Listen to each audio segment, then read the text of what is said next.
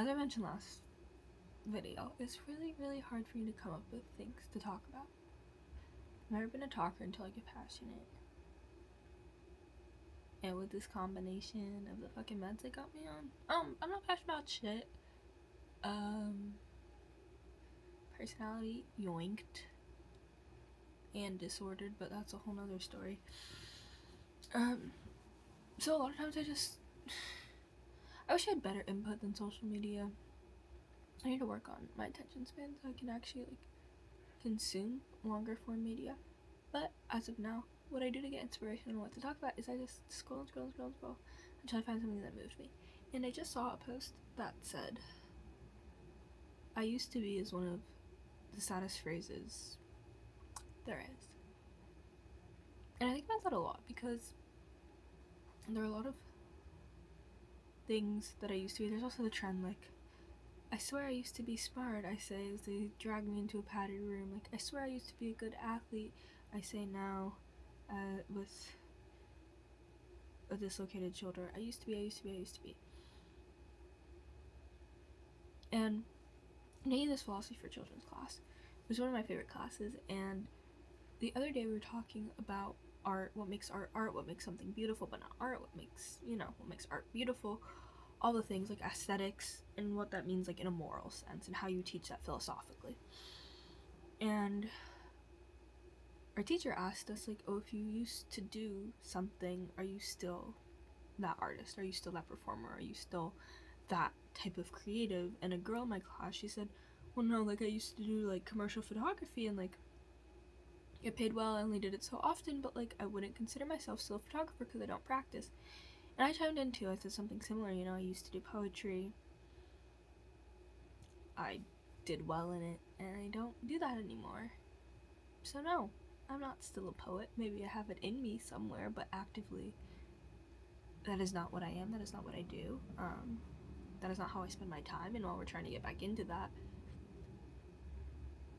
the only times I write poetry for these videos, per the amazing deal I've worked out with my dad, and I'm very, very thankful for that dynamic I've got going on, because without it, I simply would not be writing. I would not be exploring things in a way I used to do very, very naturally.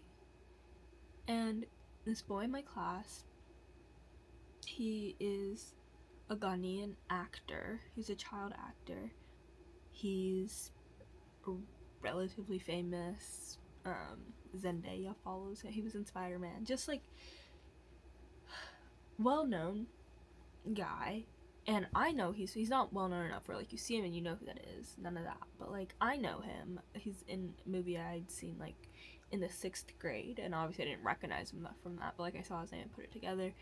And a lot of people in my class did not know that he was an actor, didn't know that he had any sort of fame, that in his past life, he did this, and that. And the key word to being an actor was that, for what he's known for, he is a child actor. He won great awards under the guise of him being a child actor, and now he's in college. Obviously he's a senior, so he's probably 22, 23. No longer in that child category. And after me and the girl who said oh no, we don't really feel like we still are the things we used to be artistically, he was well, I think you are. And he says a lot of things relatively bluntly, and just honestly the truth that a lot of people are scared to say. He says it, or the truth people don't feel is valid for them, he says. And I really appreciate him for that, because he was no, you are. He said to us, he's I'm an actor. And our teacher proceeded to ask she didn't know who he was or what he did, or what he does with this mentality. But our teacher was are you a theater major? Are you in shows or blah blah blah? He's no, but I'm an actor. And he said it with so much conviction, it made me believe myself to be all the things that I used to be. I think I spend a lot of my time, or at least now in this stage of life where my brain is properly functioning, and unfortunately I have to process all the emotions I feel as they come, as opposed to using maladaptive coping mechanisms to feel none of them and then they come back 5 years later. No, none of that. It is all just feeling things as they are, as they come, which is a beautiful way to live life, and equally draining and disparaging and all the things. And he said it with so much conviction. I believed I was all the things that I was. And especially now, I find myself mourning a lot of the roles that I had in my life, the things that I did, the things that I enjoyed, the people who I loved. I find myself mourning a lot of those now, far more than I ever had. And I think it's because I'm in like a transitory period of my life.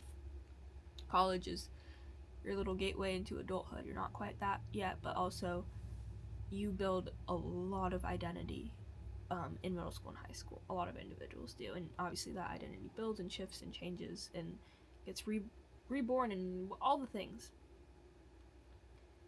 But a lot of times now, because so much of my mental capacity at the time was like being taken up by literally just surviving, I was not thinking about all the things that I was doing, all the people I was impacting, all the amazing things that I was contributing to this world.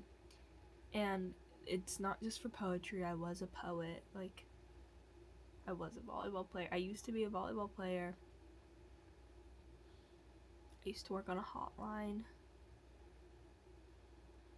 There's a lot of things I used to do. I used to be, and even though like factually, grammatically, the use of the word used to be, or the phrase used to be, is correct. I'm not currently on the club or intramural team for volleyball. I'm not currently doing this. But I'd like to think that the part of me that enjoyed all those things, the part of me that poured hours and hours and hours into doing these things, the part of me that loved waking up at 5 a.m. to drive down to Anaheim for early morning tournaments, the part of me that liked being able to skip school to go do a poetry event, the part of me that liked being up till 11 answering phone calls. There's so many versions of myself, so many things that I value. I'd like to believe those are all still within me. I do things now that I find similar joys and similar creative pursuits in, and those are fulfilling, but also they're not the same. I don't work on a hotline now. I work for UC Irvine in a lab doing research, and that is still professional development, career oriented, and also so wildly different. I don't play volleyball, but I get my energy out now by like banging on trash for 2 hours once a week, and then performing it and making music out of it. And it kind of scared me because I was like, right now I'm doing so many things that I love and deeply value, and one day it's not going to be an option anymore. I'm not going to be at this school. I'm going to have graduated. I'm going to have be living a real adult life, which is horrifying to think of. And maybe there is, but I think there are probably far less, there's like, adult leagues for sports, but like how many street performance groups are you seeing for adults? Where do you find them? Facebook? Like, I do not know. And hopefully one day I'll find the answer to that. But it's really kind of scary realizing how many versions of yourself there were, and how like in our evolution we don't even realize we're changing. It's like when you're a little kid and then you see your cousin, and then you don't see your cousin for a year or two, and your cousin's only like 8 years older than you, 9 years older than you, and you come back and she's like, oh my god, you're so much bigger. I feel like we're virtually the same age, but when you're watching it happen to somebody else, it feels so drastic, but when you're in it, it feels like nothing. And in the same way that I am now a sophomore in college, I think there are so many things that define me in middle school that still define me, and at this point, that was 6, 7, 8 years ago. Like, that is a lot of development. That is a lot of my life that has happened in between them.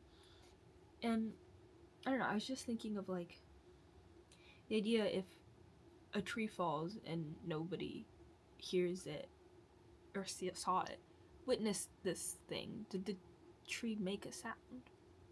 Did it make a noise?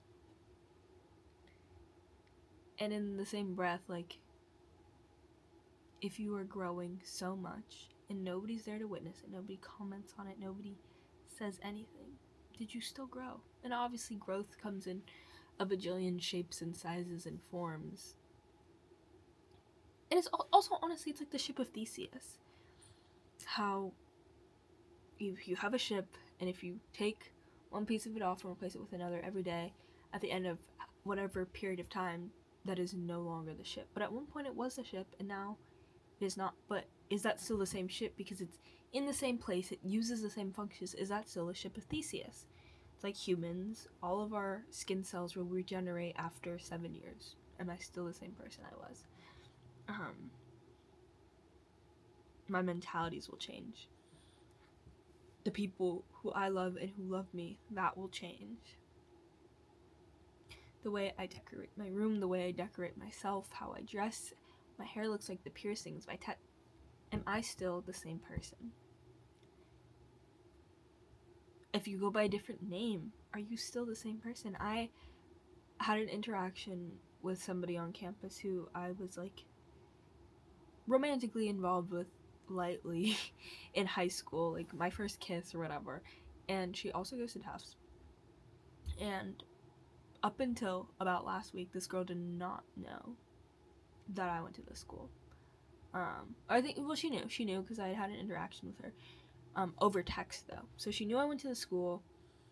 Didn't know that I looked different substantially, even though like I have the same features, but didn't know what I looked like. Didn't realize I had like started going by my middle name. And I ran into her literally last week. I was walking out of the health center, and she was walking in. She dropped something, and she was on crutches. I was like, "Oh, what happened?" She's like, I tore my ACL, my MCL. I was like, "Oh man, that sucks. Like, I hope you get better." The thing she dropped, I picked up for her, and she's like, "Oh, like it's good to see you. Bye." Speaking to me, it's clear she didn't know the context in which she knew me, but she spoke to me friendly enough. Just somebody that maybe she didn't remember from a class, or like, I don't know, something. And as she's walking away, her mom comes out of the car, and in the distance, I hear her mom say, "Oh my god, is that Marley?" Which is my first name. And I hear her say, "Oh my god, yeah, it is." And in that moment, I felt completely impermanent. You're telling me, and mind you, I think this girl had a larger impact on me than I did on her. This is somebody I was emotionally torn up about for almost a year and a half until, truthfully, there was somebody else that I became enthralled with. And the fact that from the basic sense, I was a ship of Theseus. I was Marley. I looked like this. I did these extracurriculars. I had this name. I acted like this. And it's been 3 years. And over the 3 years that we had not spoken, had no interactions with each other, so many bits and pieces of me changed.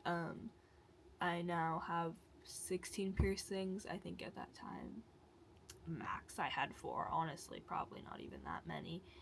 Obviously, I didn't have any tattoos. Now I have tattoos. I had hair. Extensions, even. Extensions is crazy. I didn't have it. Box braids. Now I have no hair. I wasn't wearing glasses. Now I am. I was younger. Now I'm not. I was thinner. I've gained 40 pounds. Like,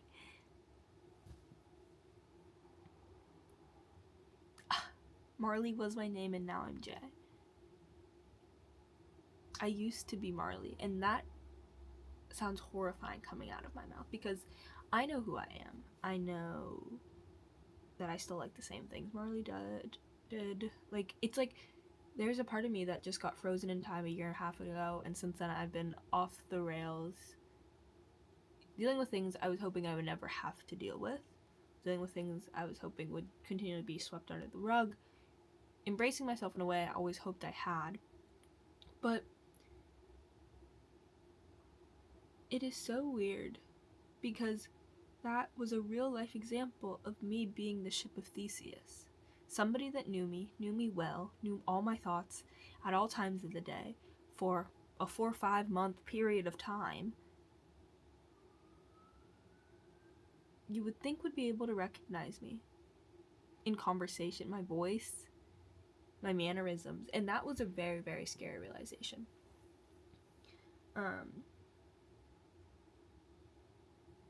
I think there's a lot of good I used to be. It's the things you used to do, the things you used to enjoy. And I think those can still live within you. And then I think about the opposite, the negative. I used to be insecure. I used to resent my life and the people in it. I used to this, that, and the other.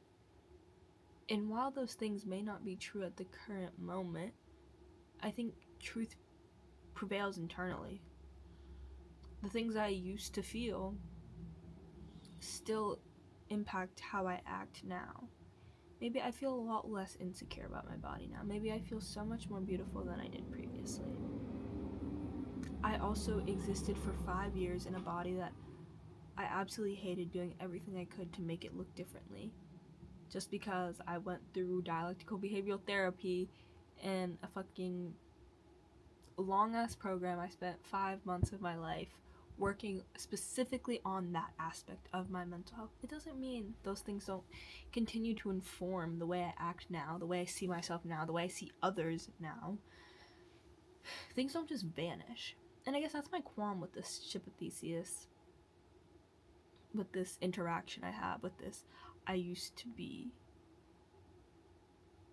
And the further and further I get away from whatever levels of greatness I think I attained, the sadder I become because it feels so far.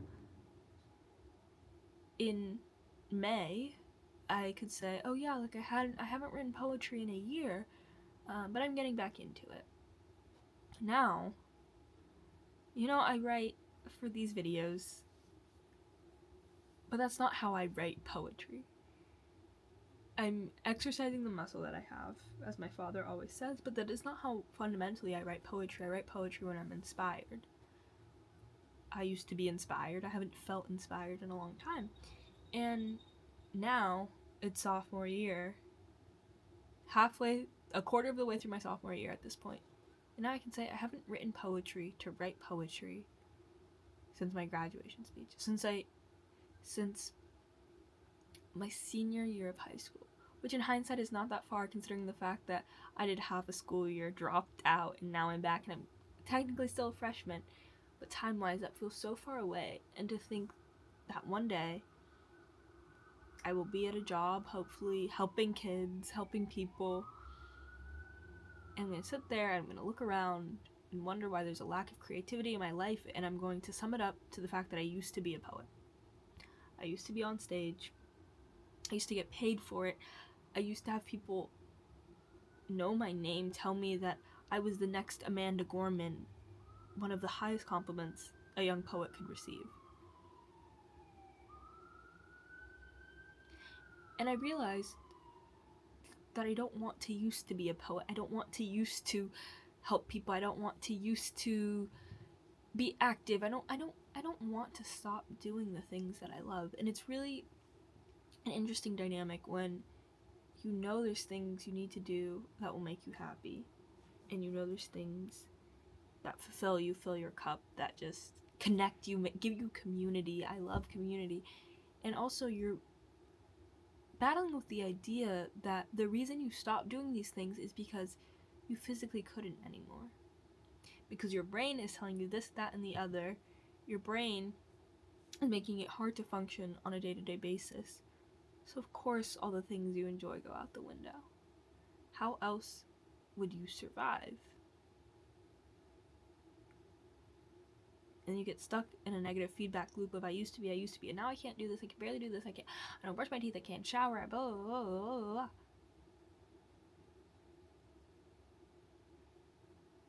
And you used to, and that is discouraging. I was 15 years old and doing 1,000 more things than I'm doing now, capable of a whole lot more, and that was before the world really got to me. I say that as a 19-year-old, and I know the world hasn't really gotten to me yet, but I've gone through enough stuff to know that the world does world in a way in which it hurts.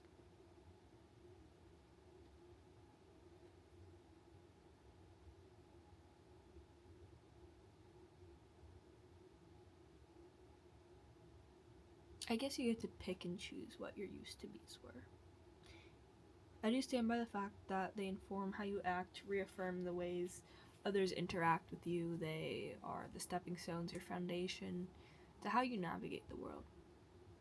But I also do stand firm in the fact that you don't have to be defined by your past if you don't want it to be, and you don't have to be defined by your future if you don't want it to be. You don't have to be defined by your present if you don't want to be. Now that is a little bit harder to undo or rewrite the narrative of, and also, like, this is our story. This is the way we present ourselves to the world should be an intentional act, and if it can't be, do what you need to do for it to become one. I don't know, man. I just think it fucking sucks that we grow up and we change, and it's also brilliant and beautiful that we do that. And I am just a human of 1,000 dialects because DMT taught me one thing, it is and. It just makes me sad to think that there is a version of myself out there that to me feels like was completely abandoned. All the things I used to do, all the things I used to love, the people who I cherished, the name I went by, how I presented, it all just up and left, it poofed away. And now I look at myself in the mirror, I don't recognize who I am. That is one part because of a internal instability, another part because when you look in the mirror too long, you stop understanding what you're seeing. But I think emotionally, the third part is just that I have changed exponentially in such a short amount of time. I was the same for so long. I did the same things, I liked the same people, I listened to the same music, and I got out of high school and I wanted change. I craved change. I'm scared shitless of change, and I still craved it, and I sought it out, and I found it. And then I came to college and I realized the world is so much bigger than the one that I was used to living in. I met people from literally everywhere with every experience you could think of. It's like, that's cool. I want to be a little bit of this and a little bit of that matched together, the way that you like to make this food and the way that you like to sing this song, and I want to adopt that. So I got to change with the people around me, and then I went to treatment. I got to change my body, my mind for the better, and in that time it was feeling like I was losing control, so I started making a lot more external changes, piercings, tattoos, the whole shebang. And now I look at myself in the mirror and I feel like there's a part of me that is that parent that's like, you're just a rebellious teen, this is all a phase. And I don't know how much of that is true. Obviously life comes in phases. But then I'm like, am I cool because I'm unwell? Am I alternative because I have alternative thought? Or am I alternative because the occasional stabbing a hole through my skin is what makes me feel better? Like,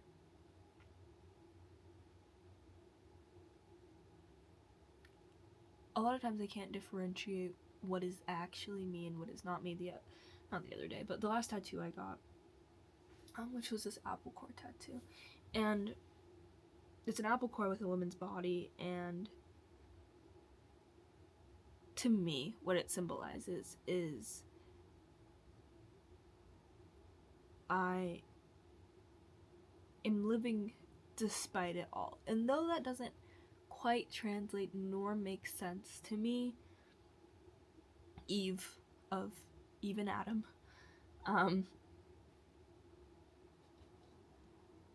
she lived despite the destruction that was brought upon her. She was, so they say, birthed from a man's rib. That is not biologically possible. She is living despite the fact that she was not supposed to. She ate a poison apple. She lived despite the fact that she was not supposed to. So that's what that tattoo is for, and it reminds me of a quote an Mitski song, and it's like, some of us used to rebel by destroying ourselves, but for those who the world is already attacking, like, the best rebellion is self-preservation. And I think that's how I live a lot of my life, is there are 1,000 forces that don't want me here, including myself. I beat the odds every fucking day, and that's really cool. And anyway, so that's that tattoo. But when I got it, my dad told me, he looked at me, he has tattoos, but he's against me doing permanent things to my body before my brain develops, which is fair and just and makes all the sense in the world. But he looked at me and he said, "You're doing too much. Like, this isn't you anymore.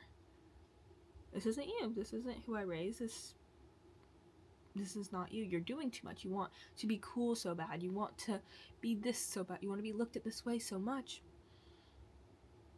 And as much as a daughter likes to prove a father wrong, I think there is some point to that. And while this tattoo does have meaning, and all the things that are on my body permanently do have meaning, and that even the things that don't, they have great memories associated with them, or tragic ones, or literally anything under the sun I can make meaning out of. I am a meaning maker, and we know that.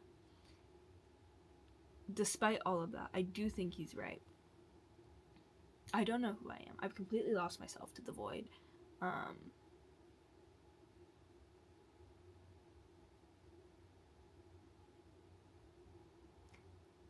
Most days I proceed like that. I know who I want to be in my life. I know how I want to be treated. I know the things I want to do. I know the ways I want to show up for others. But piecing that together and making that mean something to others inside this shell that has literally no need to be here is hard.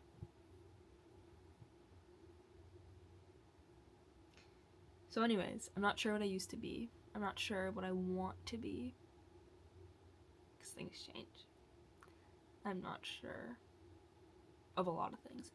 But I am sure I'm about to write a poem about this shit. So give me 2 seconds, porfa, and I'll be right back. Alright.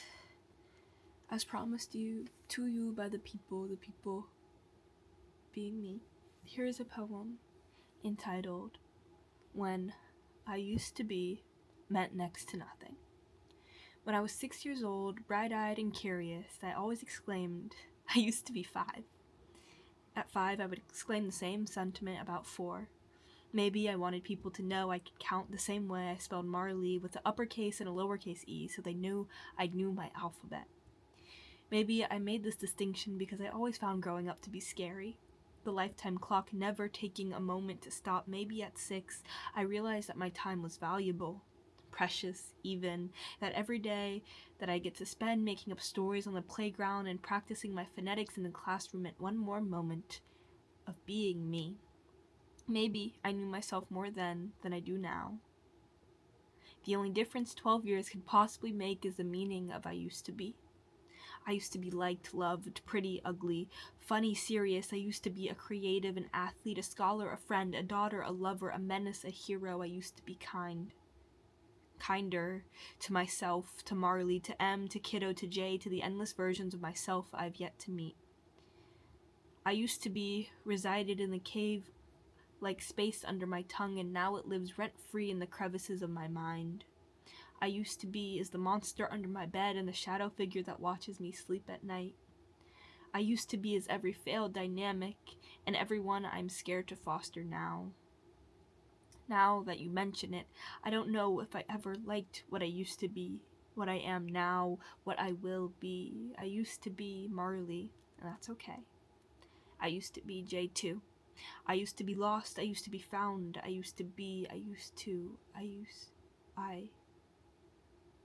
me. And that's on period, Pooh. Anyways, happy poetry, happy writing, happy being, happy lifing. Enjoy the ride, fuckers. You never know when it ends.